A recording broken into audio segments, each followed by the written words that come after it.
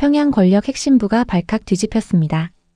북한 핵미사일 실전 배치 총책임자였던 리철진 부국장이 가족과 함께 흔적도 없이 사라진 것입니다. 김정은이 직접 신뢰하던 30대 부국장 7번에 직접 보고 완벽한 충성의 아이콘이었던 그가 왜 목숨을 건 탈출을 감행했을까요? 딸이 간질 판정을 받은 순간 20년 충성은 한순간에 무너졌습니다. 치료 가능한 병을 불치병으로 만든 체제, 가족을 버린 조국. 리철진은 핵 기밀을 머릿속에 담은 채 압록강을 건넜고 김정은은 살아서든 죽어서든 찾아라는 명령을 내렸습니다.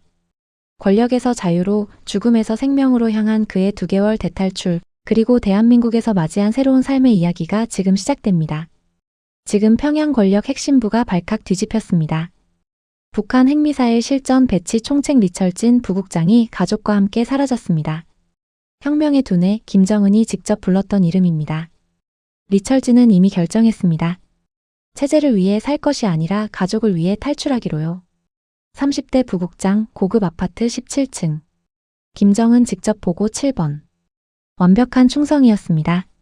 하지만 딸이 쓰러진 순간 모든 게 무너졌습니다. 간질 판정, 군사대학 퇴학, 정치범 낙인. 치료 가능한 병을 불치병으로 만들었습니다. 남한 방송이 말했습니다. 20년 충성이 한순간에 거짓으로 바뀌었죠. 살아서든 죽어서든 찾아라. 김정은의 그 한마디가 평양 전체를 뒤흔들었습니다. 과연 핵 기밀을 머릿속에 담은 한 아버지는 어떻게 압록강을 건넜을까요? 권력에서 자유로, 죽음에서 생명으로. 그 진짜 이야기 지금 시작합니다. 2023년 10월 17일 새벽 3시 평양 순환공항 VIP 터미널이 봉쇄됐습니다. 김정은이 직접 지시했죠. 살아서든 죽어서든 찾아라. 사라진 이는 북한 제2자연과학원 미사일 배치기획국 부국장 리철진이었습니다. 그의 머릿속에는 북한 핵무기의 모든 정보가 들어 있었습니다. 실전 배치 위치, 이동 경로, 발사 코드 체계까지요. 김정은이 직접 서명받는 보고서를 작성하던 사람입니다. 30대의 부국장까지 올랐죠. 당에서는 그를 혁명의 두뇌라 불렀습니다. 그날 밤 보위부 요원 200명이 평양 전역을 뒤졌습니다. 연구소는 물론이고 집까지 수색당했죠. 김정은은 정치국 비상회의를 소집했습니다. 리철진을 찾지 못하면 담당자들이 대신 총살을 당할 것이다. 그의 목소리는 떨리고 있었다고 합니다. 분노가 아니라 공포였죠. 왜 공포였을까요? 리철진이 알고 있는 정보 때문입니다. 핵탄두 20여 기의 정확한 위치, 발사대 23대의 배치 계획, 그리고 가장 중요한 것, 김정은 본인의 대피 경로와 비상지휘소 위치까지 알고 있었으니까요. 리철진은 평양 중심부 창관거리에 살았습니다. 고급 아파트 17층이었죠. 창문으로는 주체 사상탑이 보였습니다. 매일 아침 그 탑을 보며 충성을 다짐했습니다. 20년 넘기요. 제2자연과학원은 북한 핵무기 개발의 심장부입니다.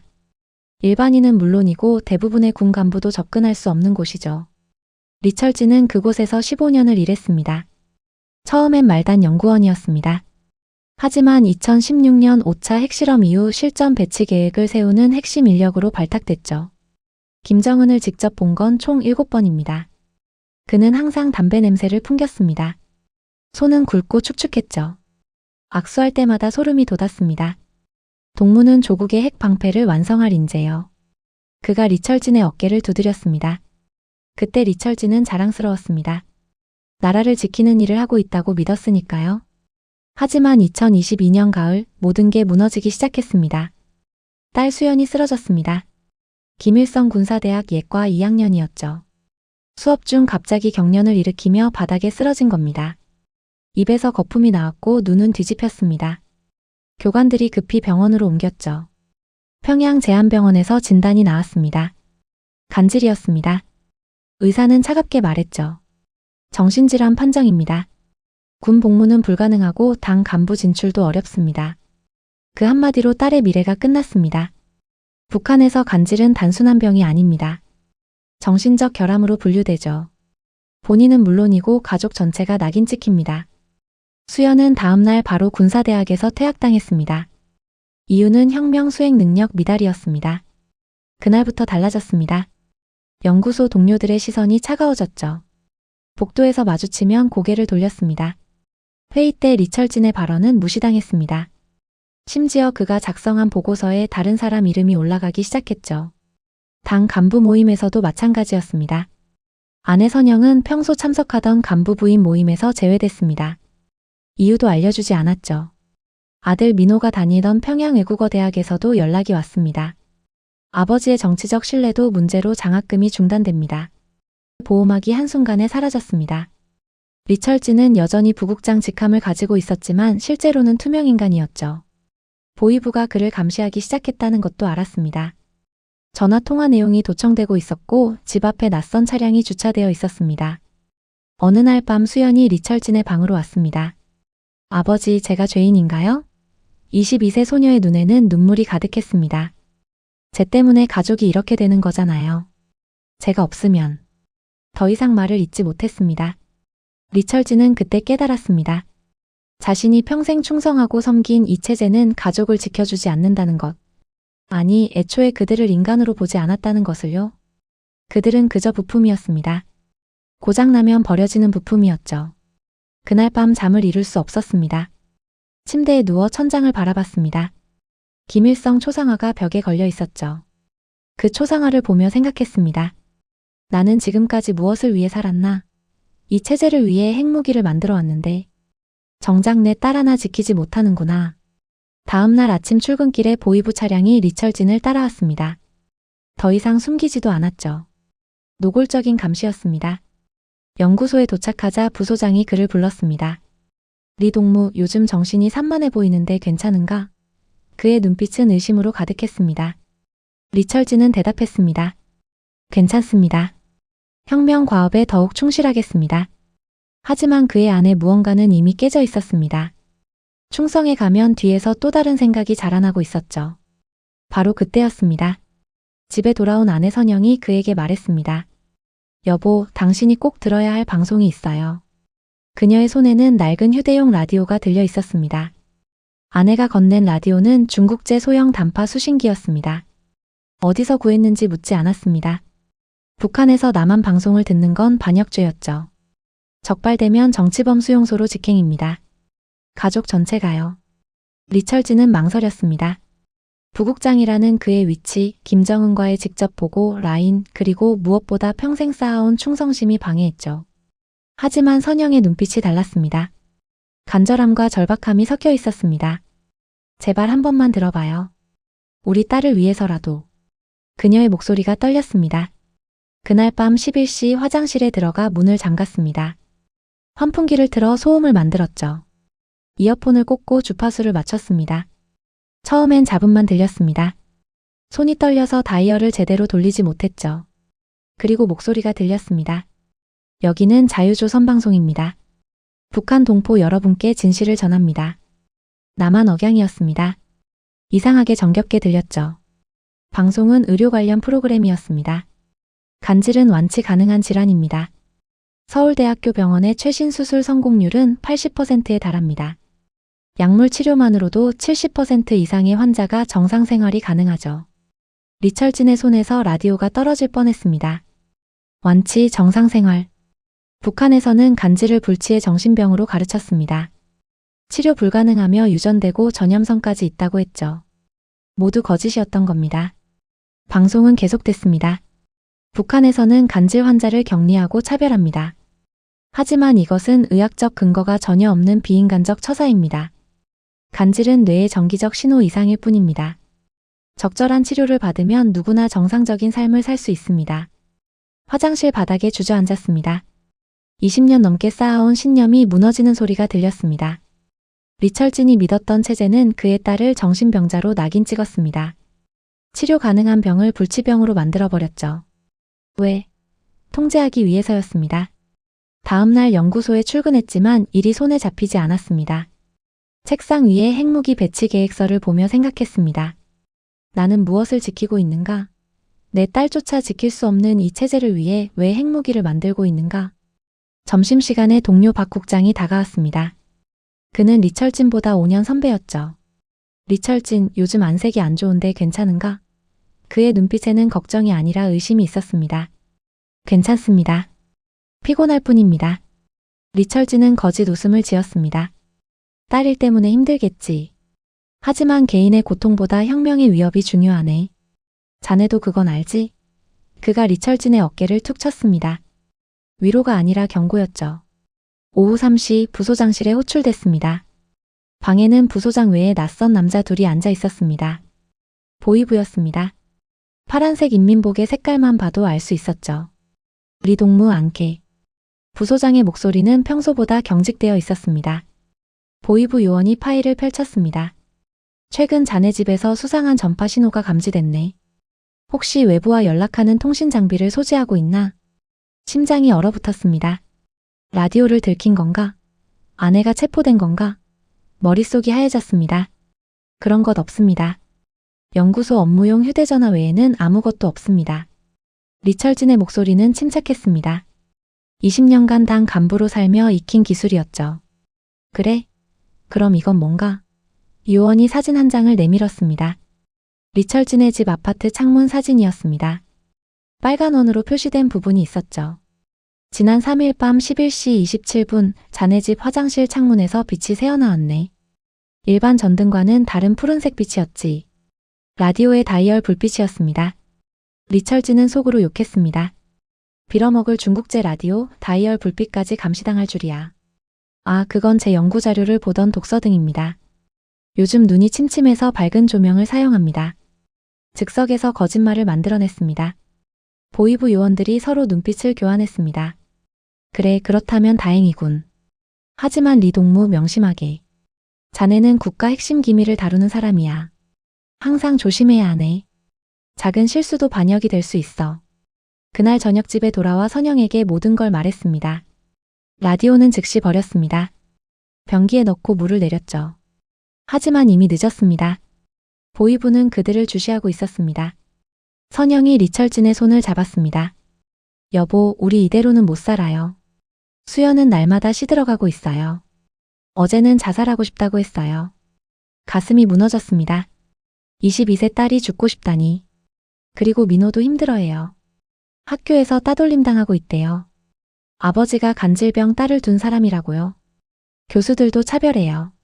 리철진은 창밖을 바라봤습니다. 주체사상탑의 불빛이 어둠 속에서 빛나고 있었습니다. 평생 저 불빛을 향해 달려왔습니다. 하지만 이제 그 빛이 감옥의 서치라이트처럼 느껴졌습니다.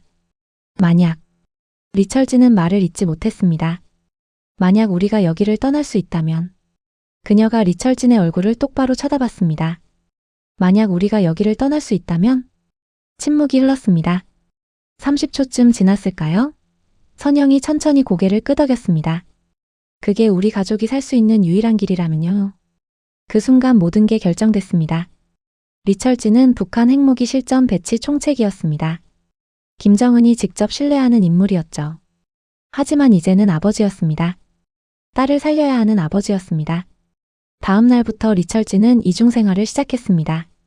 낮에는 충직한 혁명 일꾼이었습니다. 회의에 참석하고 보고서를 작성하고 충성 구호를 외쳤죠. 하지만 밤에는 탈출 계획을 세웠습니다. 첫 번째 문제는 브로커를 찾는 것이었습니다. 북한에서 탈북 브로커와 접촉하는 건 목숨을 거는 일이었죠. 하지만 방법이 없었습니다. 연구소 자재관리 담당인 김석철을 주목했습니다. 그는 중국과 무역 업무를 담당했죠. 의심스러운 구석이 많았습니다. 비싼 중국제 담배를 피우고 수입품 시계를 차고 다녔죠. 어느 날 점심시간 흡연실에서 그와 둘만 있게 됐습니다. 김동무 중국 쪽 인맥이 넓다면서 조심스럽게 떠봤습니다. 그렇습니다. 무역 업무상 연변 쪽 사람들을 많이 압니다. 그가 담배 연기를 내뿜으며 대답했습니다. 혹시 개인적으로 부탁할 일이 있는데. 리철진은 목소리를 낮췄습니다. 김석철의 눈빛이 날카로워졌습니다. 무슨 일입니까, 부국장 동무? 나중에 따로 얘기하지. 그 이상은 말하지 않았습니다. 저녁 7시 연구소 뒤편 창고에서 다시 만났습니다. 주위에 사람이 없는 걸 확인한 후 말했습니다. 김동무, 내 가족을 남쪽으로 보낼 방법이 필요하네. 그의 얼굴이 굳었습니다. 부국장 동무. 자네도 알지. 내 딸 일. 리철진은 그의 눈을 똑바로 봤습니다. 이 체제는 내 가족을 버렸어. 나도 이제 이 체제를 버릴 때가 됐네. 김석철은 한참을 망설이다가 고개를 끄덕였습니다. 부국장 동무 제가 아는 사람이 있긴 합니다. 하지만 돈은? 문제 없네. 내게 저축이 있어. 사실 별로 없었습니다. 하지만 연구소에 있는 백금 촉매제를 빼돌릴 계획이었죠. 중국에서 높은 값에 팔립니다. 문제는 돈이 아닙니다. 부국장 동무는 너무 높은 위치에 계십니다. 사라지는 순간 평양 전체가 뒤집힐 겁니다.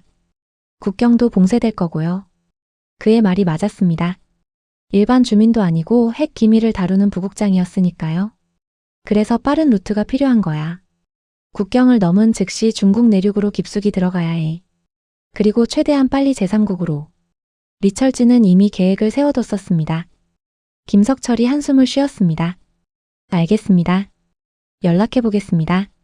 하지만 부국장 동무 저는 아무것도 모르는 겁니다. 혹시 일이 틀어지면요? 당연하지. 자네는 아무 상관없네. 일주일 후 김석철이 종이 쪽지를 건넸습니다. 담배 한 대 피우시죠. 담배 가반에 전화번호가 적혀 있었습니다. 그날 밤 공중전화로 그 번호에 전화했습니다. 중국 억양의 조선어가 들렸습니다. 누구십니까? 김석철의 소개를 받았습니다. 인원수와 출발 희망일을 말씀하세요. 4명입니다. 가능한 빠른 시일 내에. 4명은 어렵습니다. 비용도 비용이지만 위험도가 너무 높습니다. 비용은 상관없습니다. 1인당 5,000달러 줄 수 있습니다. 리철진이 가진 전 재산과 빼돌린 백금을 합치면 가능한 금액이었습니다. 전화 너머에서 숨소리가 들렸습니다.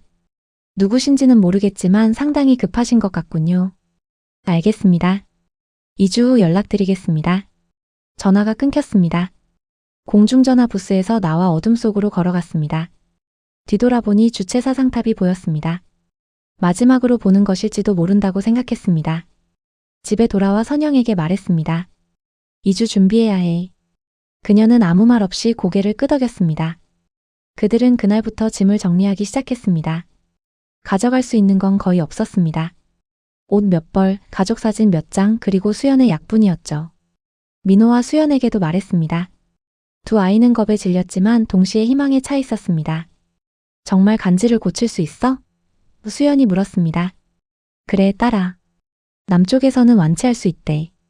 리철진의 목소리가 떨렸습니다. 2주가 순식간에 지나갔습니다. 그동안 리철진은 연구소에서 마지막 보고서를 작성했습니다. 핵무기 배치 현황, 이동 경로, 발사 코드 체계. 모든 정보를 담았습니다. 이것이 가족의 보험이 될 거라 생각했죠. 10월 16일 밤 9시 전화가 왔습니다. 내일 새벽 2시 압록강변 신의주 조선소 뒤편에서 만납시다. 알겠습니다. 드디어 시작됐습니다. 그들 가족의 마지막 도박이요. 10월 16일 밤 10시. 리철진 가족은 거실에 모였습니다. 창문 커튼을 모두 쳤죠. 혹시 모를 감시 때문이었습니다. TV는 켜두었습니다. 조선중앙방송에서 흘러나오는 선전음악이 대화를 가릴 수 있었으니까요. 아이들아, 아빠가 할 말이 있다. 리철진은 수연과 민호를 봤습니다. 두 아이의 눈빛이 떨렸습니다. 이미 눈치챘을 겁니다. 우리 내일 새벽에 이곳을 떠난다. 압록강을 건너 중국으로 그리고 남한으로 갈 거야. 수연이 먼저 반응했습니다. 아버지, 쟤 때문이죠. 제가 병에 걸려서 가족이 이렇게 되는 거잖아요. 그녀의 목소리가 갈라졌습니다. 아니라 딸아. 리철진은 그녀의 어깨를 잡았습니다. 내 잘못이 아니야. 잘못은 너를 버린 이 체제에 있어. 치료 가능한 병을 불치병으로 만들고 너를 정신병자로 낙인 찍은 이 나라가 잘못한 거야. 민호가 입을 열었습니다. 아버지, 탈북은 사형 아닙니까? 만약 잡히면 우리 모두. 그래서 잡히면 안 되는 거야. 선영이 아들의 손을 잡았습니다. 민호야, 여기 남아서 평생 차별받으며 살 거니? 내 누나가 날마다 죽고 싶다고 하는 걸 보며 살 거니? 침묵이 흘렀습니다. TV에서는 김정은 장군님의 위대함을 찬양하는 노래가 흘러나왔습니다.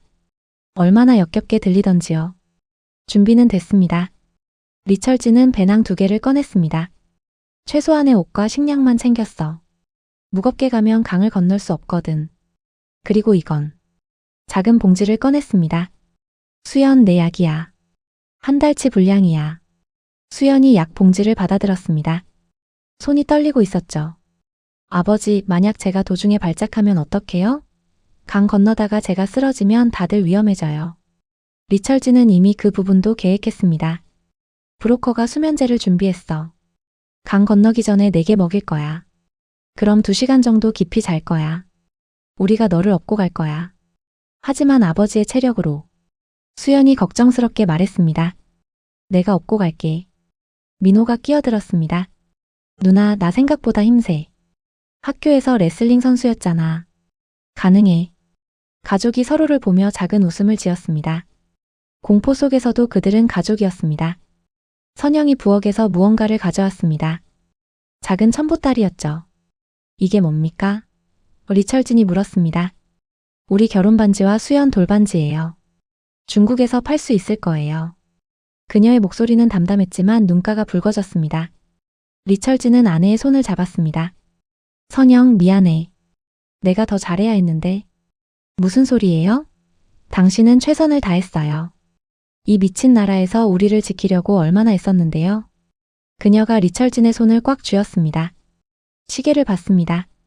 밤 11시였습니다. 3시간 후면 출발해야 했습니다. 자, 이제 마지막으로 점검하자. 가져갈 물건 확인. 리철진은 배낭안을 하나씩 꺼냈습니다. 옷 4벌씩, 양말, 속옷, 칫솔, 비누. 식량, 옥수수떡 10개, 말린 생선, 물 1일짜리. 이게 전부였습니다. 그리고 이거. 리철진은 USB를 꺼내 들었습니다. 북한 핵무기 정보가 모두 담겨 있어. 이게 우리의 보험이야. 남한 정부에 이걸 주면 우리를 보호해 줄 거야. 아버지, 그거 들키면 어떡해요? 민호가 물었습니다. 들킬 일 없어. 내가 속옷 안쪽에 꿰매놨어. 미리 준비한 작은 주머니를 보여줬습니다. 방수 비닐로 세 겹 싸고 속옷 안쪽에 바느질했어. 절대 발견 안 돼. 수연이 화장실에 다녀왔습니다. 얼굴이 창백했죠. 아버지, 저 무서워요. 죽을 수도 있잖아요. 수연아. 리철진은 딸을 끌어안았습니다. 우리는 살기 위해 가는 거야. 여기 남으면 천천히 죽는 거고 떠나면 살 가능성이 있어. 내 선택은 뭐니? 살고 싶어요. 수연의 목소리가 떨렸습니다. 오래오래 살고 싶어요. 보통 사람들처럼. 그래, 우리 그렇게 하자. 남쪽 가면 네가 원하는 거 다 할 수 있어. 대학도 다시 갈 수 있고 간질도 고칠 수 있어. 그리고 아무도 너를 이상하게 보지 않아. 자정이 넘었습니다. 이제 2시간 남았습니다. 리철진은 창문으로 다가가 커튼을 살짝 열었습니다. 주체사상탑이 여전히 빛나고 있었습니다. 저 불빛을 평생 보며 살았습니다. 이제 마지막이었죠. 여보, 이것 좀 봐요. 선영이 오래된 사진첩을 펼쳤습니다. 우리 결혼사진, 수연 돌잔치, 민호 입학식. 평범하고 행복했던 순간들이었습니다. 이거 가져갈까요? 그녀가 물었습니다. 리철진은 고개를 저었습니다. 너무 무거워. 그리고 만약 국경에서 검문당하면 의심받을 수 있어. 기억으로만 간직하자. 선영은 사진첩을 쓰다듬다가 책장에 도로 꽂았습니다. 그럼 여기 두고 가는 거네요. 우리 20년 인생을 새로 시작하는 거야. 남쪽에서 더 좋은 추억 만들 거야. 새벽 1시 30분. 출발 30분 전입니다. 리철진은 가족을 모아놓고 마지막 지시를 했습니다. 첫째, 절대 큰 소리 내지 마. 둘째, 내 지시를 정확히 따라와. 셋째, 만약 우리가 헤어지게 되면 각자 강을 건너 중국 마을로 가. 거기서 조선족을 찾아 도움을 청해. 넷째. 리철진은 말을 잇지 못했습니다. 넷째가 뭡니까? 선영이 물었습니다. 넷째, 만약 내가 잡히면 나머지는 계속 가. 나를 기다리지 마. 일단 살아남는 게 중요해. 그런 소리 하지 마세요. 선영이 소리쳤습니다. 그리고 입을 막았죠. 너무 큰 소리였습니다. 숨을 죽였습니다. 혹시 옆집에 들렸을까요? 30초가 지나도 아무 일 없었습니다. 다행이었습니다. 미안해요. 선영이 속삭였습니다. 하지만 당신 없이는 못 가요.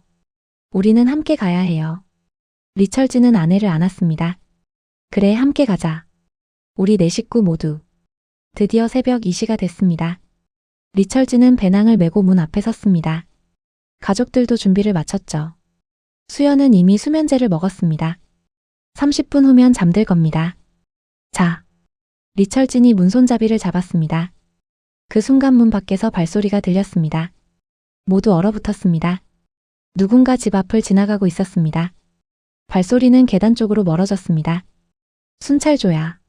선영이 속삭였습니다. 밤에 아파트 순찰 돌잖아요. 5분만 기다리자. 시계를 봤습니다. 5분이 평생처럼 길었습니다. 온 가족이 숨소리마저 죽였습니다. 수연은 벌써 눈이 스르륵 감기고 있었습니다. 약이 작용하기 시작한 겁니다.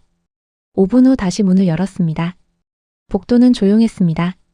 비상 계단으로 향했죠. 엘리베이터는 너무 위험했습니다. 17층에서 1층까지 계단을 내려갔습니다. 수연은 리철진의 등에 엎여 있었습니다. 완전히 잠든 상태였죠.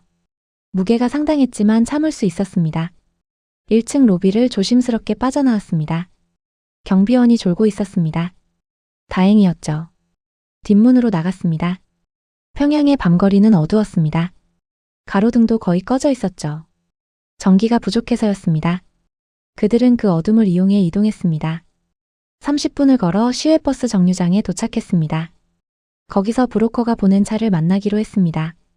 어둠 속에서 희미한 차 불빛이 보였습니다. 리 동무입니까? 운전사가 조용히 물었습니다. 그렇습니다. 리철진은 암호처럼 대답했습니다. 길은 험합니다. 하지만 희망은 있습니다. 운전사가 암호를 완성했습니다. 차에 탔습니다. 낡은 승합차였습니다. 뒷좌석에 수연을 눕히고 나머지는 옆에 앉았습니다. 차가 출발했습니다. 창밖으로 평양이 멀어지고 있었습니다. 리철진이 태어나고 자란 도시였습니다. 이제 다시는 볼 수 없을지도 모릅니다. 괜찮아요? 선영이 리철진의 손을 잡았습니다. 응. 거짓말을 했습니다. 사실은 두려웠습니다. 하지만 가족 앞에서는 강해야 했죠. 차는 밤새 달렸습니다. 평양에서 신의주까지는 4시간 거리였습니다. 검문소를 3번 통과했습니다. 운전사는 미리 준비한 통행증을 보여줬죠. 어떻게 구한 건지 모르겠지만 효과가 있었습니다. 새벽 5시 30분 신의주에 도착했습니다. 압록강이 보였습니다. 저 너머가 중국이었습니다. 자유였습니다. 여기서 내리십시오. 운전사가 말했습니다. 저기 보이는 조선소 뒤편으로 가세요. 거기서 브로커가 기다립니다. 차에서 내렸습니다. 수연은 여전히 자고 있었습니다. 리철진이 다시 등에 업었죠. 어둠 속을 걸어 조선소 뒤편으로 갔습니다. 녹슨 배들이 정박해 있었습니다. 그 사이로 한 남자가 나타났습니다. 리 동무? 그가 물었습니다. 그렇습니다. 리철진이 대답했습니다. 시간이 없습니다. 지금 강을 건너야 합니다. 6시 30분이면 초소 교대 시간이거든요. 그 전에 건너야 합니다. 강변으로 갔습니다. 차가운 10월 바람이 불었습니다. 강물은 검고 깊어 보였습니다. 저 배를 타세요. 브로커가 작은 보트를 가리켰습니다. 노는 쓰지 마세요. 물살에 몸을 맡기세요. 조용히 건너가야 합니다. 배에 올랐습니다. 수연을 배 가운데 눕히고 나머지는 가장자리에 앉았습니다. 브로커가 배를 밀었습니다. 배가 강으로 나아갔습니다. 물소리가 작게 들렸습니다. 저 멀리 초소의 불빛이 보였습니다. 숨을 죽였습니다. 강 한가운데 왔을 때 서치라이트가 그들을 스쳤습니다. 모두 배 바닥에 엎드렸습니다. 심장이 터질 것 같았습니다. 서치라이트는 다른 곳으로 향했습니다. 다시 일어나 계속 나아갔습니다. 10분쯤 지났을까요? 반대편 강둑이 보였습니다. 중국이었습니다. 조금만 더 가면 됐습니다. 그때 뒤에서 소리가 들렸습니다. 거기서 확성기 소리였습니다. 북한 초소에서였죠. 빨리! 선영이 소리쳤습니다. 미친 듯이 노를 저었습니다. 총성이 울렸습니다. 물보라가 튀었습니다. 총알이 배 옆을 스쳤습니다. 엎드려! 리철진이 소리쳤습니다. 가족들이 배 바닥에 붙었습니다. 더 많은 총성이 울렸습니다. 하지만 이미 강둑에 가까웠습니다. 배가 강둑에 부딪혔습니다. 뛰어! 리철진은 수연을 업고 뛰어올랐습니다. 선영과 민호도 따라왔죠. 미친 듯이 달렸습니다. 뒤에서 총소리가 계속 들렸지만 이미 사정거리 밖이었습니다. 100m쯤 달렸을까요? 중국 마을이 보였습니다. 골목 사이로 숨어 들어갔습니다. 숨이 터질 것 같았습니다. 하지만 웃음이 나왔습니다. 살았습니다. 살아남은 겁니다. 해냈어요. 민호가 웃으며 울었습니다. 선영이 리철진의 팔을 잡았습니다. 여보, 우리 진짜 나왔어요. 응, 나왔어. 우리 자유야. 아내를 껴안았습니다. 수연이 깨어나기 시작했습니다. 아빠, 여기가 어디예요? 딸아, 우리 중국이야. 이제 살았어. 가족이 서로를 껴안았습니다. 눈물과 웃음이 섞였습니다. 압록강을 건넜습니다. 죽음의 강을 넘어 희망의 땅으로 온 겁니다. 하지만 이제 시작일 뿐이었습니다. 중국에서 남한까지는 아직 멀었습니다. 그리고 북한은 그들을 찾을 겁니다. 하지만 그건 나중 문제였습니다. 지금은 살아있다는 것, 가족이 함께라는 것, 그것만으로 충분했습니다. 중국 땅에 발을 디딘 순간 마을 뒤편 옥수수밭으로 숨어들었습니다. 수연이 완전히 깨어났습니다. 아빠, 저 지금 꿈꾸는 거예요? 아니야, 딸아. 현실이야. 우리 중국 왔어. 리철진의 목소리가 떨렸습니다. 동쪽 하늘이 밝아오고 있었습니다. 아침이 오고 있었죠. 압록강 건너편 북한 땅에서는 사이렌 소리가 들렸습니다. 그들을 찾기 시작한 겁니다. 빨리 이동해야 합니다. 브로커가 나타났습니다. 그는 강 건너편에서 기다리고 있었던 겁니다. 북한이 중국 쪽에 연락할 겁니다. 국경 지역은 위험합니다. 브로커를 따라 마을 뒤편 산길로 올라갔습니다. 2시간을 걸었습니다. 수연이 힘들어했지만 악을 썼죠. 괜찮아요, 아빠. 저 걸을 수 있어요. 산 너머 작은 농가에 도착했습니다. 조선족 집이었습니다. 주인 할머니가 그들을 맞았죠. 어서 들어오소. 밥 먹소. 따뜻한 옥수수죽이 나왔습니다. 며칠 만에 먹는 제대로 된 식사였습니다. 수연이 허겁지겁 먹었습니다. 천천히 먹어, 딸아. 브로커가 계획을 설명했습니다. 여기서 3일 숨어 계세요. 그동안 신분증을 만들겠습니다. 그리고 베이징까지 기차를 타고 가야 합니다. 베이징요? 너무 멀지 않습니까? 선영이 물었습니다. 북한 사람들이 국경 지역에 많습니다. 멀리 가야 안전합니다. 베이징에서 다시 태국으로 갈 겁니다. 태국이요? 리철진이 놀라서 물었습니다. 네. 거기서 한국 대사관으로 가야 합니다. 직접 남한으로 가는 길은 없습니다. 제3국을 경유해야 하죠. 그날부터 그들은 그 농가 지하실에 숨어 지냈습니다. 창문도 없는 어두운 공간이었죠. 하지만 안전했습니다. 3일째 되던 날 브로커가 신분증을 가져왔습니다. 이제 여러분은 중국 조선족입니다. 이름은 외우세요. 리성철, 박순자, 리민호, 리수연. 그들의 새 이름이었습니다. 가짜 신분으로 살아가야 했죠. 내일 새벽 기차를 탑니다. 베이징까지 20시간 걸립니다. 절대 조선말로 얘기하지 마세요. 들키면 끝입니다. 다음날 새벽 4시 연길역으로 향했습니다. 기차표를 끊고 플랫폼에 섰습니다. 주위에 사람들이 많았죠. 모두 중국인처럼 보였습니다. 기차가 들어왔습니다. 조용히 탑승했습니다. 4인 침대 칸이었죠. 문을 닫고 안도의 한숨을 쉬었습니다. 아빠, 우리 진짜 괜찮은 거예요? 민호가 물었습니다. 응, 이제 조금만 더 버티면 돼. 창밖을 봤습니다. 기차가 출발했습니다. 북한이 점점 멀어지고 있었습니다. 하지만 10시간쯤 지났을 때 문제가 생겼습니다. 열차 경찰이 검표를 하러 왔습니다. 신분증 보여주세요. 가짜 신분증을 건넸습니다. 경찰이 유심히 봤습니다. 조선족이십니까? 네, 그렇습니다. 리철진이 중국어로 대답했습니다. 연구소에서 배운 중국어가 도움이 됐죠. 어디 가십니까? 베이징에 친척 만나러 갑니다. 경찰이 고개를 끄덕이고 신분증을 돌려줬습니다. 좋은 여행 되세요. 문이 닫히자 모두 긴장이 풀렸습니다. 첫 번째 관문을 넘은 겁니다. 베이징에 도착한 건 다음날 저녁이었습니다. 브로커의 동료가 그들을 맞았죠. 이쪽으로 오세요. 베이징 외곽의 작은 여관으로 갔습니다. 조선족들이 모여 사는 곳이었습니다.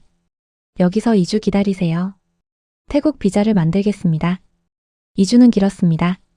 좁은 방에 4식구가 갇혀 지냈죠. 밖에 나갈 수도 없었습니다. 들킬 위험이 있었으니까요. 그 사이 뉴스를 봤습니다. 중국 TV에서였죠. 북한 고위 간부 탈북 사건, 평양 전역 수색 중. 리철진의 얼굴이 나올까 봐 두려웠지만 다행히 나오지 않았습니다. 아마 북한이 숨기고 있는 것 같았습니다. 수연의 상태가 나빠졌습니다. 약이 떨어지기 시작했죠. 아빠, 머리가 아파요.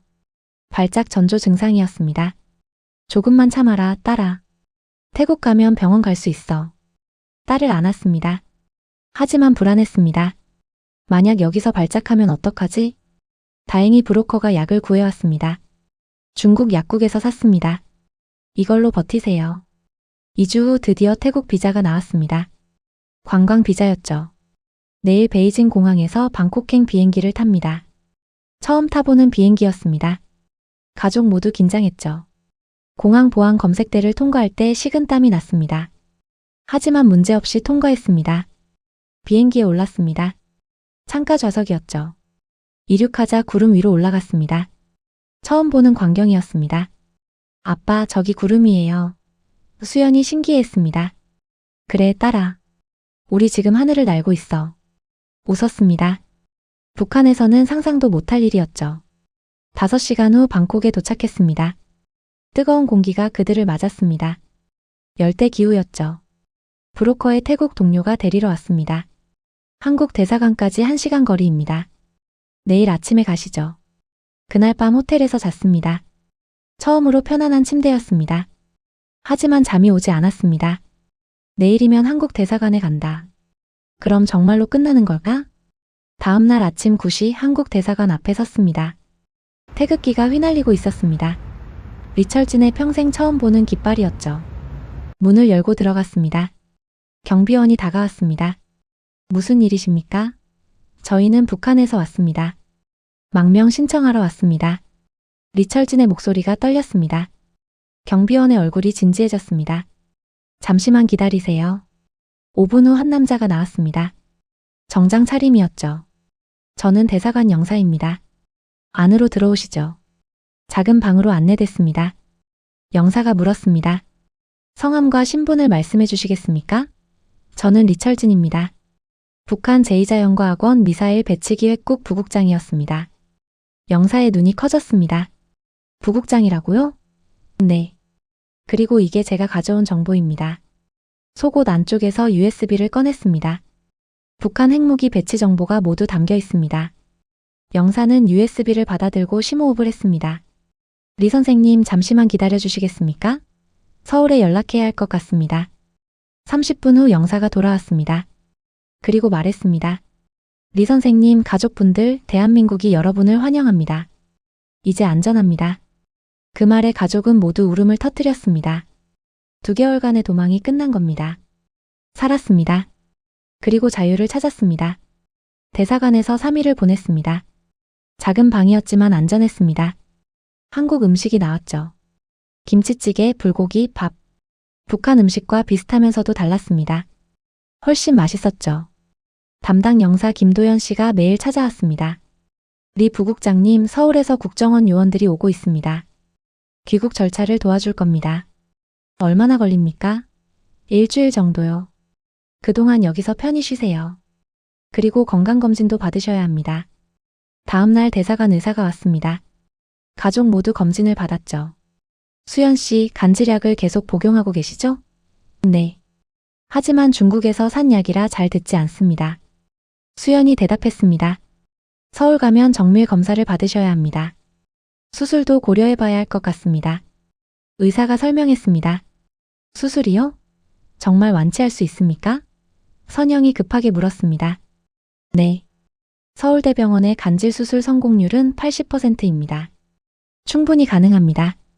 그 말에 수연의 얼굴이 밝아졌습니다. 평생 처음으로 희망을 본 표정이었죠. 김도연 영사가 리철진을 따로 불렀습니다. 리 부국장님, USB 내용을 확인했습니다. 서울에서 매우 중요한 정보라고 합니다. 그렇다니 다행입니다. 안도했습니다. 이 정보가 가족의 안전을 보장할 거라 믿었으니까요. 하지만 한 가지 문제가 있습니다. 김 영사의 표정이 심각해졌습니다. 무슨 문제입니까? 북한이 리 부국장님을 찾고 있습니다. 중국 공안에도 협조를 요청했고 태국 경찰에도 연락했다고 합니다. 등에서 식은땀이 흘렀습니다. 여기까지 추적했다는 말입니까? 아직은 아닙니다. 하지만 시간 문제입니다. 그래서 출국을 서둘러야 합니다. 그날 밤 대사관 밖에서 이상한 차량이 목격됐습니다. 번호판이 없는 검은색 승용차였죠. 대사관 경비가 보고했습니다. 중국 정보기관일 가능성이 있습니다. 김 영사가 말했습니다. 내일 새벽에 공항으로 이동하겠습니다. 비밀리에요. 다음날 새벽 4시 대사관 뒷문으로 빠져나갔습니다. 외교관 차량에 탔죠. 창문은 모두 선팅이 되어 있었습니다. 공항으로 가는 길 리철진은 계속 뒤를 확인했습니다. 누가 따라오는 것 같았죠. 김 영사님, 저 차가 우리를 따라오는 것 같습니다. 김 영사도 뒤를 봤습니다. 맞습니다. 속도를 높이세요. 운전사에게 지시했습니다. 차가 빨라졌습니다. 하지만 뒤따르는 차도 빨라졌죠. 추격전이 시작됐습니다. 아이들 머리 숙여. 리철진은 가족을 보호했습니다. 만약 총을 쏘면 어떡하지? 다행히 공항 입구에 경찰이 있었습니다. 뒤따르던 차가 멈췄습니다. 안전하게 공항에 들어갔습니다. 빨리 체크인하세요. 한국행 비행기는 1시간 후 출발합니다. 김 영사가 서둘렀습니다.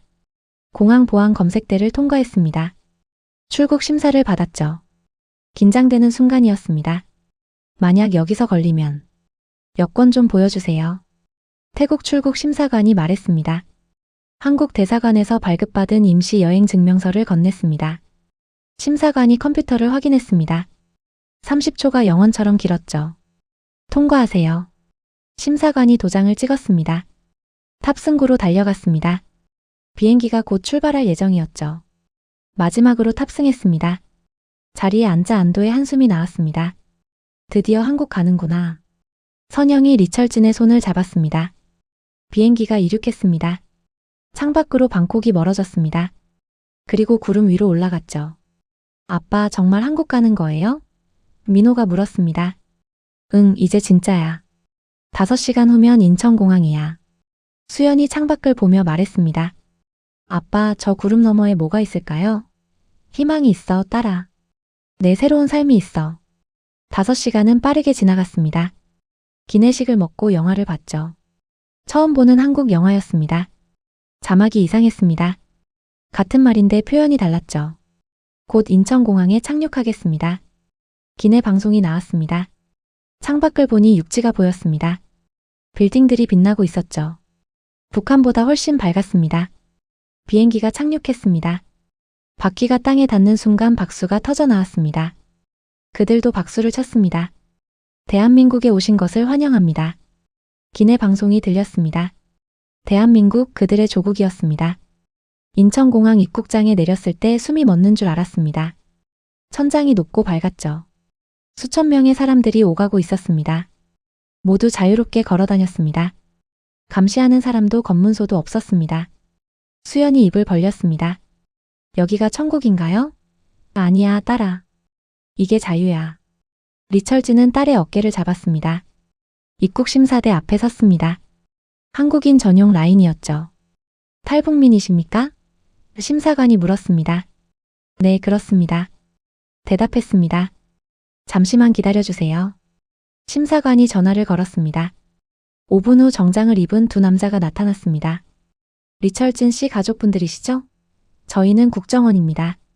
이쪽으로 오시죠. 별도의 방으로 안내됐습니다.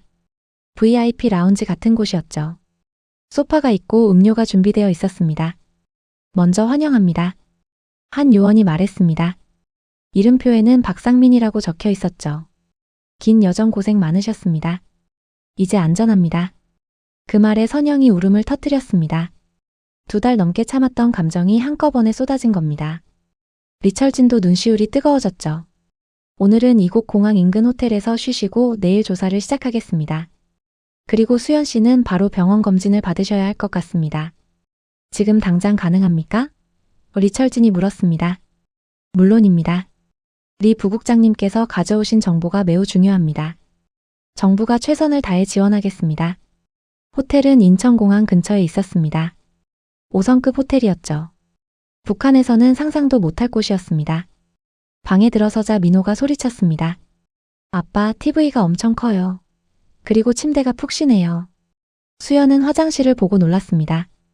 욕조가 있어요. 진짜 욕조예요. 리철진은 창밖을 바라봤습니다. 6차선 도로에 자동차들이 쉼없이 달리고 있었습니다. 불빛이 강처럼 흘렀죠. 북한의 어두운 평양과는 비교할 수 없었습니다. 여보, 이게 현실이 맞아요? 선영이 옆에 섰습니다. 응, 현실이야. 우리 해냈어. 아내를 안았습니다.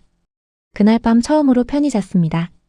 두려움 없이 추격당할 걱정 없이 잤죠. 다음날 아침 국정원 요원들이 다시 찾아왔습니다. 오늘부터 조사를 시작하겠습니다. 리 부국장님께서 알고 계신 모든 정보를 말씀해 주시면 됩니다. 국정원 청사로 이동했습니다. 가족은 호텔에 남았죠. 조사실은 생각보다 편안했습니다.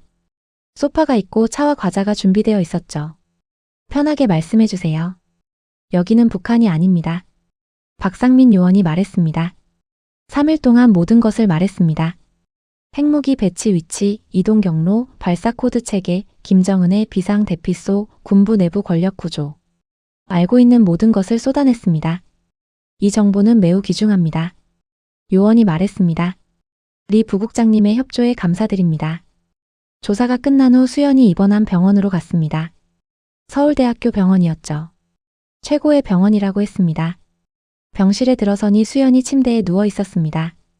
각종 장비가 연결되어 있었죠. 딸아, 괜찮니? 네, 아빠. 의사 선생님이 수술하면 완치될 수 있대요. 수연의 얼굴이 밝았습니다. 담당 의사가 들어왔습니다. 보호자시죠? 검사 결과가 나왔습니다. 의사는 MRI 사진을 보여줬습니다. 여기 보이는 부분이 간질을 일으키는 병소입니다. 수술로 제거 가능합니다. 성공률은 85%입니다. 85%요? 리철진의 목소리가 떨렸습니다. 네. 높은 확률입니다. 수술 후 약 80% 환자가 발작이 완전히 사라집니다. 리철진은 수연의 손을 잡았습니다. 딸아, 수술 받을 거지? 네, 아빠. 저 이제 정상인이 되고 싶어요. 수술은 일주일 후로 잡혔습니다. 그 사이 가족은 하나원으로 이동했습니다. 탈북민 정착시설이었죠. 하나원은 경기도 안성에 있었습니다. 넓은 부지에 깔끔한 건물들이 있었죠. 여기서 3개월간 한국 사회 적응 교육을 받으시게 됩니다. 담당 상담사가 설명했습니다. 방은 4인 가족실이었습니다. TV, 냉장고, 에어컨까지 있었죠. 북한의 부국장 집보다 좋았습니다. 아빠, 여기 냉장고에 음식이 가득 있어요. 민호가 소리쳤습니다. 식당에 가니 뷔페식이었습니다. 밥, 국, 반찬이 가지수도 넘었죠.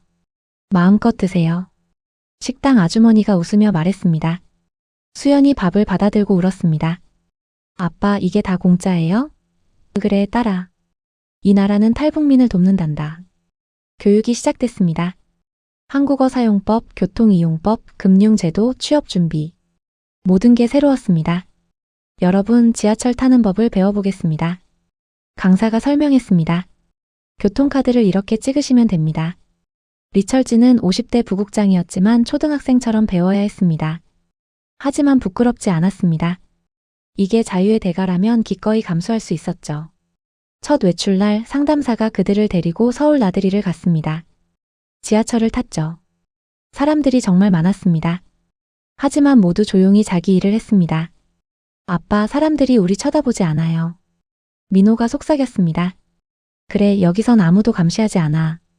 웃었습니다. 명동에 도착했습니다. 거리에 사람들이 넘쳐났죠. 가게마다 물건이 가득했습니다. 음식 냄새가 코를 자극했습니다. 뭐 먹고 싶은 거 있니? 아이들에게 물었습니다. 치킨이요. 민호가 소리쳤습니다. TV에서 봤어요. 진짜 맛있대요. 치킨집에 들어갔습니다. 황금색 치킨이 나왔죠. 가족이 함께 먹었습니다. 수연이 눈물을 흘리며 먹었습니다. 아빠, 이게 자유의 맛이에요? 그래, 딸아. 이게 자유야. 일주일 후 수연의 수술 날이었습니다. 수술실 앞에서 기다렸죠. 5시간이 걸렸습니다. 평생 가장 긴 5시간이었습니다. 의사가 나왔습니다. 수술 성공했습니다. 병소를 완전히 제거했습니다. 리철진은 주저앉았습니다. 감사합니다. 정말 감사합니다. 회복실에서 수연을 봤습니다. 머리에 붕대를 감고 있었지만 웃고 있었죠. 아빠, 저 이제 괜찮아요? 응, 딸아. 이제 내 인생이 시작되는 거야. 3개월 후 하나원 수료식이 열렸습니다. 가족은 정착금을 받았습니다. 그리고 아파트를 배정받았죠. 서울 노원구의 작은 아파트였습니다. 우리 집이에요? 민호가 물었습니다. 응, 이제 우리 집이야. 대답했습니다. 발코니에 서서 서울을 바라봤습니다. 밤이 되어도 불빛이 가득했습니다. 사람들이 자유롭게 걸어 다녔죠. 여보, 우리 정말 여기까지 왔네요. 선영이 옆에 섰습니다. 응, 우리 해냈어. 아이들도 이제 자유롭게 살 수 있어. 수연은 대학 편입을 준비하고 있었습니다. 간질은 완치됐죠. 민호는 통역 공부를 시작했습니다. 영어와 한국어 모두 잘했으니까요. 리철진은 카이스트에서 연구원으로 일하게 됐습니다. 핵 기술을 평화적으로 이용하는 연구였죠. 죽이는 기술이 아니라 살리는 기술이었습니다. 어느 날 저녁 가족이 함께 한강에 갔습니다. 강변을 걸으며 말했습니다. 아이들아, 기억하니? 우리가 압록강을 건널 때. 네, 아빠. 무서웠지만 살고 싶었어요. 민호가 대답했습니다. 압록강은 죽음의 강이었어. 하지만 한강은 달라. 여기는 희망의 강이야. 사람들이 자유롭게 걸어다니고 웃고 살아가는 강이지. 한강을 바라보며 서 있었습니다. 바람이 불었습니다. 자유의 바람이었죠. 아빠, 우리 앞으로 어떻게 살아야 해요? 수연이 물었습니다. 진실을 말하는 거야. 북한의 진실을. 그리고 자유의 소중함을. 그게 우리가 여기 온 이유야. 그날 밤 리철진은 첫 번째 증언을 기록하기 시작했습니다. 북한 핵 프로그램의 진실, 김정은 정권의 실상, 그리고 자유를 찾아 떠난 한 가족의 이야기를요. 이것이 그의 새로운 임무였습니다. 핵무기를 만드는 것이 아니라 진실을 만드는 것이었죠. 입국 1년 후 국회에서 증언했습니다.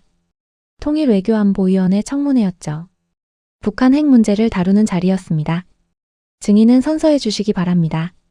위원장이 말했습니다. 선서문을 읽었습니다. 양심에 따라 사실만을 말할 것을 엄숙히 선서합니다. 의원들이 질문을 던졌습니다. 북한 핵무기의 실전 배치 현황은 어떻습니까? 제가 북한을 떠날 당시 기준으로 20여 기의 핵탄두가 실전 배치되어 있었습니다. 이동식 발사대 23대에 분산 배치되어 있었죠. 발사 코드 체계는 어떻게 됩니까? 3단계 인증 시스템입니다. 김정은의 최종 승인이 있어야 발사 가능합니다. 하지만 잠시 말을 멈췄습니다. 김정은이 제정신이 아니라면 언제든 발사될 수 있습니다. 국회의원들의 얼굴이 굳어졌습니다. 증언은 녹화되어 전 세계로 송출됐습니다. 청문회가 끝난 후 기자들이 몰려들었습니다. 리 박사님, 북한이 핵을 포기할 가능성이 있습니까? 없습니다. 단호하게 대답했습니다. 핵무기는 김정은 정권의 유일한 생명줄입니다. 절대 포기하지 않을 겁니다. 그럼 어떻게 해야 합니까? 압박과 대화를 병행해야 합니다. 하지만 무엇보다 중요한 건 북한 주민들에게 진실을 알리는 겁니다. 체제가 무너지는 건 외부 압력이 아니라 내부 각성에서 시작됩니다. 그날 저녁 뉴스에 얼굴이 나왔습니다. 북한 핵 총책 출신 탈북민 국회 증언. 과거가 공개된 겁니다. 집에 돌아오니 선영이 걱정스러운 얼굴로 맞았습니다. 여보, 이러다가 북한이 우리를 찾는 거 아니에요? 괜찮아. 국정원이 보호하고 있어. 그리고 나는 해야 할 일을 하는 거야. 다음날 카이스트 연구실로 출근했습니다. 동료들이 축하해줬죠. 리 박사님, 어제 청문회 잘 봤습니다. 멋있었어요. 고맙습니다. 그런데 오늘 실험 결과는 어떻습니까? 연구로 화제를 돌렸습니다. 핵 기술을 의료용으로 전환하는 연구를 하고 있었습니다. 방사선 치료 기술이었죠. 암을 치료하는 기술이었습니다. 리 박사님, 이 기술이 상용화되면 많은 생명을 살릴 수 있습니다. 동료 연구원이 말했습니다. 그게 제 목표입니다. 평생 죽이는 기술을 만들었으니 이제는 살리는 기술을 만들고 싶습니다. 저녁에 집에 돌아오니 민호가 공부하고 있었습니다. 서울대 컴퓨터공학과에 편입한 후였죠. 아들아, 공부 힘들지 않니? 아니요, 아빠. 재미있어요. 프로그래밍 배우는 게 이렇게 신기할 줄 몰랐어요. 간질 발작은 어때? 수술 후 한 번도 없었어요. 완전히 나았어요. 수연이 웃었습니다. 민호는 통역대학원에 다니고 있었습니다. 아빠, 다음 주에 유엔에서 인턴십 인터뷰가 있어요. 유엔이라니 대단한데. 아들을 안아줬습니다. 북한 인권 문제를 다루는 부서예요. 저도 아빠처럼 진실을 알리고 싶어요. 가족이 각자의 자리에서 꿈을 키워가고 있었습니다. 이게 자유였습니다. 몇 달 후 유엔 인권위원회에서 발표 요청이 왔습니다. 제네바에서 열리는 북한 인권 회의였죠. 리 박사님께서 증언해 주시면 큰 도움이 됩니다. 유엔 관계자가 말했습니다. 제네바로 갔습니다. 생전 처음 유럽이었죠. 유엔 본부는 웅장했습니다. 회의장에 들어서니 각국 대표들이 앉아 있었습니다. 연단에 섰습니다. 저는 리철진입니다. 북한 핵무기 개발에 20년간 종사했습니다. 오늘 이 자리에서 증언하고자 하는 것은 북한 정권의 실상입니다. 경험을 이야기했습니다. 딸이 간질 판정을 받고 버려진 이야기, 동료가 총살당한 이야기, 그리고 자유를 찾아 탈출한 이야기를요. 북한 정권은 핵무기 개발에 수십억 달러를 쏟아붓습니다. 하지만 자국민은 굶주리고 있습니다. 의료 시스템은 붕괴했고 교육은 세뇌수단일 뿐입니다. 목소리가 떨렸지만 계속 말했습니다. 저는 북한에서 권력의 정점에 있었습니다. 하지만 제 딸 하나 지킬 수 없었습니다. 이게 북한의 현실입니다. 권력도 돈도 소용없습니다. 오직 김정은의 뜻에 따라서만 살아갈 수 있습니다. 회의장이 조용했습니다. 모두가 이야기를 경청했죠. 저는 핵무기가 얼마나 위험한지 압니다. 하지만 더 위험한 건 그 무기를 가진 정권입니다. 그들은 자국민조차 인간으로 보지 않습니다. 그런 정권이 핵무기를 가졌다는 것, 이게 진짜 위협입니다. 발표가 끝나자 박수가 터져 나왔습니다. 여러 나라 대표들이 다가와 악수를 청했습니다. 용기 있는 증언이었습니다. 유럽연합 대표가 말했습니다. 감사합니다. 하지만 이건 제 의무입니다. 제가 살아남은 이유가 이것입니다. 한국으로 돌아오는 비행기 안에서 창밖을 봤습니다. 구름 위의 하늘은 맑았습니다. 압록강을 건널 밤의 어둠과는 달랐죠. 아버지, 북한에서 죽은 모든 사람들, 그들의 이름으로 저는 증언을 계속하겠습니다. 인천공항에 도착하니 가족이 마중 나와 있었습니다. 아빠, 뉴스에서 봤어요. 멋있었어요. 수연이 뛰어왔습니다. 유엔에서 아빠가 한 말요, 저도 그렇게 생각해요. 민호가 말했습니다. 여보, 고생했어요. 자랑스러워요. 선영이 손을 잡았습니다. 함께 집으로 돌아갔습니다. 서울의 밤하늘에는 별이 없었습니다. 도시의 불빛이 너무 밝아서였죠. 하지만 그 불빛 하나하나가 자유를 누리는 사람들의 삶이었습니다. 아빠, 앞으로 뭐 하실 거예요? 민호가 물었습니다. 계속 연구하고 계속 증언할 거야. 그리고 언젠가 북한도 자유로워지는 날을 보고 싶구나. 그날이 올까요? 수연이 물었습니다. 반드시 올 거야. 역사는 자유의 편이니까. 조금 오래 걸릴 뿐이지. 그날 밤 연구 노트에 썼습니다. 핵무기는 사람을 죽인다. 하지만 진실과 자유는 사람을 살린다. 나는 후자를 선택한다. 이것이 북한 핵 총책에서 자유의 증언자가 된 리철진의 이야기입니다. 압록강에서 한강까지, 죽음에서 생명까지, 억압에서 자유까지의 여정이었습니다. 그리고 이 여정은 아직 끝나지 않았습니다. 북한에 남은 2,500만 명을 위해, 자유를 모르고 죽어가는 사람들을 위해 리철진은 계속 싸울 것입니다. 입국 3년 후 한강 고수부지를 걷고 있었습니다. 주말 아침이었죠.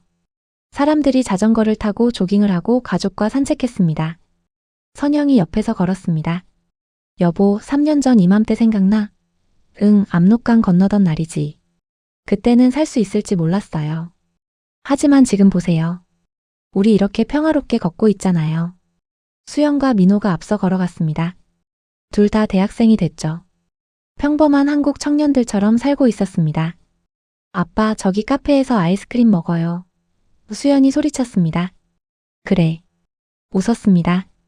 카페에 앉아 아이스크림을 먹었습니다. 달콤했습니다. 자유의 맛이었죠. 리 박사님? 옆 테이블에서 누군가 불렀습니다. 젊은 남자였습니다. 네, 그런데요? 저 탈북민입니다. 2년 전에 왔어요. 박사님 증언 보고 용기 얻었습니다. 감사합니다. 손을 잡았습니다. 아닙니다. 잘 정착하고 계시죠? 네, 대학 다니고 있습니다. 어렵지만 행복합니다. 그게 제일 중요합니다. 자유롭게 사는 것이요. 그가 떠난 후 한강을 다시 바라봤습니다. 강물이 천천히 흘러갔습니다. 압록강의 거친 물살과는 달랐죠. 여보, 우리 잘한 거 맞죠? 선영이 물었습니다. 물론이지. 우리는 옳은 선택을 했어. 그리고 앞으로도 잘할 거야. 휴대폰이 울렸습니다. 연구실에서였죠. 리 박사님, 새 논문이 국제학술지에 실렸습니다. 축하드립니다. 고맙습니다. 월요일에 봅시다. 전화를 끊고 가족을 봤습니다. 아빠 논문이 실렸대요? 아빠 대단해. 민호가 엄지를 치켜 세웠습니다. 이제 진짜 한국 사람 다 된 것 같아요. 수연이 웃었습니다. 고개를 저었습니다. 아니야. 나는 여전히 북한 사람이기도 해. 그곳에서 태어나고 자랐으니까. 하지만 이제는 대한민국 국민이기도 하지. 둘 다야. 그게 뭐가 중요해요? 아빠는 자유로운 사람이에요. 민호가 말했습니다. 맞는 말이었습니다. 국적이 중요한 게 아니었습니다. 자유가 중요했죠. 저녁 때 집으로 돌아왔습니다. TV 뉴스에서 북한 소식이 나왔습니다. 북한 또 미사일 발사. 화면에 김정은이 나왔습니다. 예전에 상사였죠. 지금은 한낱 독재자일 뿐이었습니다. 저 사람 밑에서 일했다는 게 믿기지 않아. 중얼거렸습니다. 이제 그런 거 생각하지 마세요. 우리는 여기 있잖아요. 선영이 채널을 돌렸습니다. 다음 채널에서는 예능 프로그램이 나왔습니다. 사람들이 웃고 떠들었죠. 정치 선전도 없고 김일성 찬양도 없었습니다. 그냥 즐겁게 웃는 모습이었습니다. 이게 정상이야. 말했습니다. 웃을 자유. 그게 가장 기본적인 인권이야. 밤이 깊었습니다. 발코니에 나가 서울 야경을 봤습니다. 불빛이 가득했습니다. 저 불빛 하나하나가 사람들의 삶이었죠. 휴대폰으로 메모를 남겼습니다. 2026년 10월 17일 탈북 3주년. 오늘도 우리 가족은 자유롭게 살았다. 딸은 대학에서 공부하고 아들은 꿈을 키우고 아내는 웃었다. 나는 생명을 살리는 연구를 했다. 이게 자유다. 이게 인간다운 삶이다. 북한에 남은 모든 이들에게도 이날이 오기를 기도한다. 메모를 저장하고 방으로 들어왔습니다. 가족이 모두 잠들어 있었죠. 평화로운 얼굴들이었습니다. 조용히 이불을 덮어주고 거실로 나왔습니다. 책상에 앉아 새 논문을 쓰기 시작했습니다. 제목은 이렇게 정했습니다. 핵기술의 평화적 전환 파괴에서 치유로. 이것이 새로운 사명이었습니다. 죽음의 기술을 생명의 기술로 바꾸는 것이요. 키보드를 두드리는 소리만이 고요한 밤을 채웠습니다. 창밖으로는 서울의 불빛이 반짝였습니다. 압록강에서 한강까지 리철진 가족은 긴 여정을 걸어왔습니다. 그 여정은 고통으로 가득했지만 결국 희망으로 끝났습니다. 그리고 이제 새로운 여정이 시작됩니다. 다른 이들을 위한 여정이요. 북한에 남은 2,500만 명. 그들도 언젠가 이 자유를 누릴 날이 올 것입니다. 리철진이 증언하고 연구하고 싸우는 이유가 바로 그것입니다. 진정한 조국은 국민을 살리는 나라입니다. 리철진과 그의 가족을 살려준 대한민국은 그런 나라였습니다. 핵 총책이었던 한 사람이 가져온 정보는 대한민국의 안보를 강화했고 그가 시작한 평화적 핵 기술 연구는 수많은 생명을 살리게 될 것입니다. 북한에서 죽이는 무기를 만들던 손이 이제 대한민국에서 살리는 기술을 만듭니다. 억압받던 가족이 이제 자유롭게 꿈을 키웁니다. 이것이 바로 대한민국이 탈북민들에게 제공하는 진짜 가치입니다. 리철진의 증언은 국제사회에 북한의 실상을 알리고 그의 연구는 인류에게 희망을 줍니다. 그리고 그의 가족은 대한민국에서 누구나 누릴 수 있는 자유와 기회를 증명합니다. 압록강에서 한강까지의 여정, 그것은 단순한 탈출이 아니었습니다. 그것은 죽음에서 생명으로, 억압에서 자유로, 절망에서 희망으로 향하는 인류 보편의 여정이었습니다. 그리고 대한민국은 그 여정의 끝에서 그들을 따뜻하게 맞이했습니다. 이것이 우리가 자랑스러워해야 할 대한민국의 모습입니다.